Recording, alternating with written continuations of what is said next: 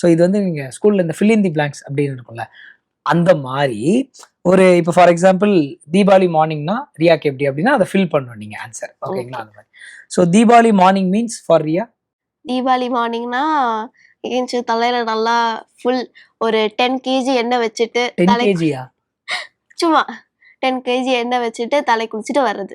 10 KG எண்ணெயை வச்சு தலை குளிச்சுட்டு வர்றது. ஓகே. அம்மா தீபாவளி அன்னைக்கு அதிகமா உங்ககிட்ட சொல்ற விஷயம் என்ன? பட்டாசு வெடிக்கும் போது பார்த்து வெடி, அந்த மாதிரி. ஷூட்டிங் ஸ்பாட்ல ரியா அடிக்கடி சொல்ற வார்த்தை? அண்ணா ஷார்ட் ரெடியா. ஷூட்டிங் ஸ்பாட்ல ஒரு ஃபன்னியஸ்ட் மெமரி? ஃபன்னியஸ்ட் மெமரினா வந்து ஹார்ட் பீட்ல வந்து நாங்க எல்லாரும் சேர்ந்து ஜாலியா அந்த மாதிரி ஜோக்ஸ்லாம் சொல்லி அந்த என்ன மாதிரி joke? இப்போ நான் உங்ககிட்ட ஒரு ஜோக் கேட்குறேன், நீங்க கரெக்டா ஆன்சர் சொல்றீங்களா? ட்ரை பண்ணுவோம்.